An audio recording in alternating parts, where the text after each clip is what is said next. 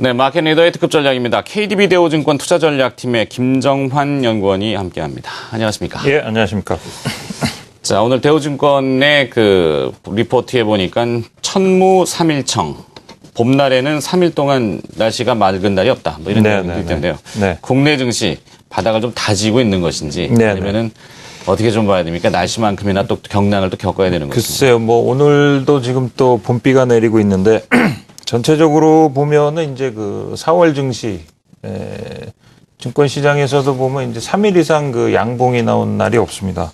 그 정도로 좀 안 좋았는데 일단 그 결론부터 말씀드리면 단기 저점을 좀 확인한 것이 아닌가 이렇게 좀 판단을 하게 됩니다. 4월 19일 날 이격도로 그 판단하면은 전체적으로 그 97.27까지 그 하락을 한 이후에 지금 반등이 나오고 있는데, 그래서 단기적으로 보면 올해 보통 그 이격도로 판단하면은 뭐 97.20 지금 그 그림에서 이제 보시는 것과 같이 97.20 정도에서 단기 저점을 이제 확인하고 반등하는 그런 모습을 보여줬는데 역시 이번에도 97.27까지 하락한 후에 기술적 반등을 보였습니다. 그래서 일단 그 추가 하락에 대한 우려보다는 점진적인 상승을 염두에 둔 시장 대응이 좀 유효할 것으로 판단을 해볼 수가 있겠습니다.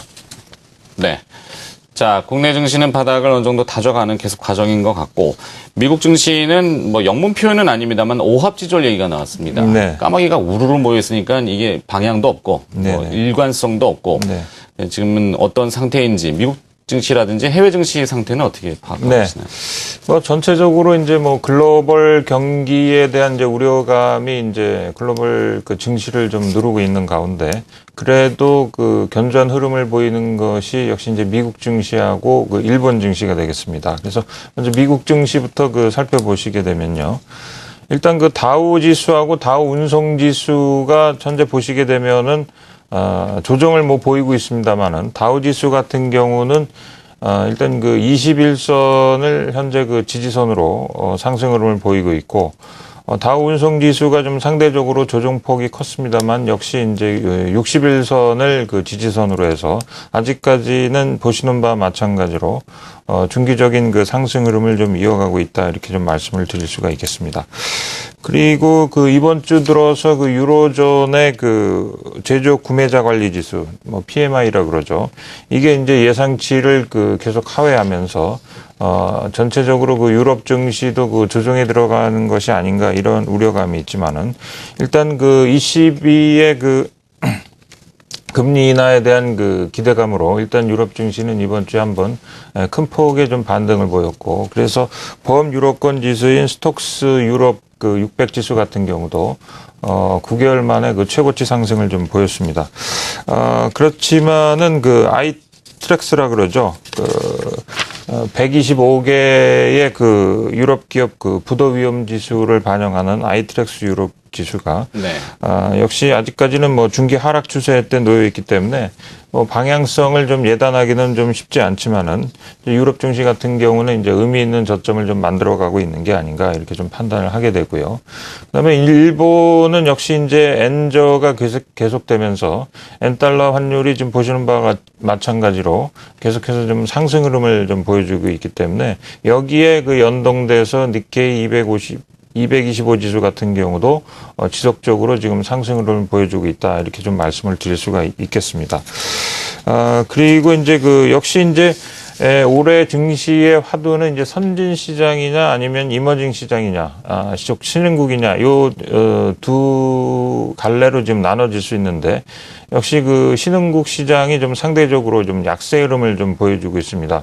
그래서 그 이머징 증시는 그 전체적인 그 조정 분위기 속에서도 선진국 증시보다 그 조정폭이 좀 큰 그런 모습이고, 그리고 그 신흥국의 그 위험도를 나타내는 그 EMBI 그 스프레이드 같은 경우도 보시게 되면 조정 후에 다시 좀 상승을 하고 있어서 최근에 어떤 그 이머징 증시에서 외국인들이 그 순매도를 늘려가는 것이 단순한 어떤 그 펀더멘탈적인 요인 말고도 이런 그 신흥국의 위험도가 증가하기 때문이다. 우리가 이런 것을 알 수가 있습니다. 네. JPM EMBI, JP모건에서 그렇죠. 산출한 지수죠. 예. 네. 예. 자, 그럼 결론 이렇게 정리를 좀 해보면은 결국에는 우리 증시는 바닥을 좀 다지는 과정이 아직도 있고, 그다음에 글로벌 증시를 보면은 선진 지수 쪽이 좀 더 매력이 있으니까 아직은 그쪽에 가 있고, 네. 신흥국 쪽으로는 언제 오느냐의 이제 시점의 문제인데, 네. 국내 증시를 해부해 보면은 코스피는 좀 주춤거리지만 네. 코스닥은 연중 최고가를 경신했습니다. 네, 네, 네. 565포인트. 네. 자, 기뻐해야 되는데 종목들이 또 화려하긴 했고 그걸 네. 제대로 잘 따라가셨던 일반 투자자분들은 괜찮은데 네네. 전체 시장 심리는 좀 어둡단 말입니다. 그렇습니다. 코스닥에 대해서는 어떻게 보시는지? 코스닥 뭐 보시게 되면 지금 이제 지적하신 대로 그 코스피가 보면 사실 그 굉장히 좀 지루한 그런 장세라고 우리가 판단을 하게 되는데, 그 중소형주가 이런 조정기를 이용해서 굉장히 좀 활발하게 좀 움직이고 있습니다. 특히 이제 지금 지적하신 대로 코스닥 시장이 그 장기 박스권이라고 볼 수 있죠. 2009년 이후에 지금 박스권 상단을 뚫어가는 그런 모습을 좀 보여주고 있기 때문에 코스닥 시장에서는 추가 상승에 대한 좀 기대감이 높다, 이렇게 좀 말씀을 드릴 수가 있겠고, 또 이면을 들여다보면 역시 이제 수급상으로 볼 때 그동안에는 그 초반기에는 외국인들이 그 상승 흐름을 이어왔습니다만은 이어서 이제 바톤을 그 국내 기관 투자자들이 이어받았고, 또 그동안에 또 한동안 그 매도세를 보이던 그 외국인들이 다시 순매수에 가세하면서 일단 수급상으로 보면 그 쌍끌이 흐름을 좀 보여주고 있지 않나, 이렇게 좀 판단을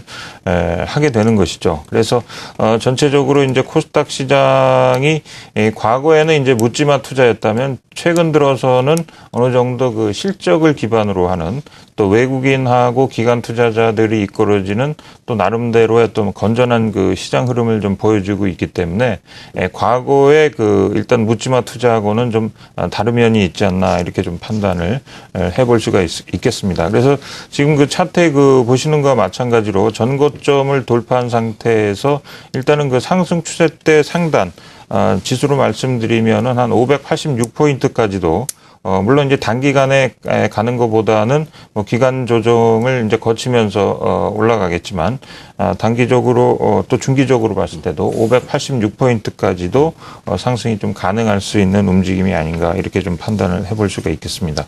네. 자, 이 형이 원래 끌고 가면서 동생도 같이 가고 뭐 형만한 아웃 뭐 이런 얘기도 많이 하고 코스피를 중심으로 잡았는데, 이제는 코스닥이 좀 중심에 쓰고 네. 지금 자막이 나오고 있습니다만 1분기 GDP 분풍에 코스피가 1940포인트 회복. 네, 네. 코스피가 이제 뒤를 따라가는 네. 형태가 되네요. 네. 뭐 마무리 좀 잠깐 좀 쳐주세요. 예, 그래서 이제 전체적으로 봤을 때 사실은 이제 지수가 횡보 국면에서는 과거에도 보면 이제 중소형주의 어떤 강세 국면이 이어졌었는데 이번에도 좀 마찬가지고요. 그래서 전체적으로 이제 코스피하고 코스닥 시장을 그 양분하고, 또 국내 시장이 이제 양분하고 있지만 아직까지도 외국인들이 이제 코스피 시장에서는 본격적인 이제 순매수를 하고 있지 않습니다. 그래서 전체적으로 아직까지 힘의 균형은 좀 코스닥 쪽에 쏠려 있는데, 다시 그 코스피의 대형주를 중심으로 시장이 재편된다면은 코스피가 이제 오를 수 있고, 그 전까지는 중소형주 중심의 코스닥 시장이 계속해서 좀 강세를 보일 것 같습니다. 알겠습니다. 마켓리더의 특급 전략 KDB 대우증권의 김정환 연구원이 중소형주 중심의 코스닥 추가 상승 가능성을 조금 더 이야기해 주셨습니다. 오늘 도움 말씀 고맙습니다. 예, 감사합니다.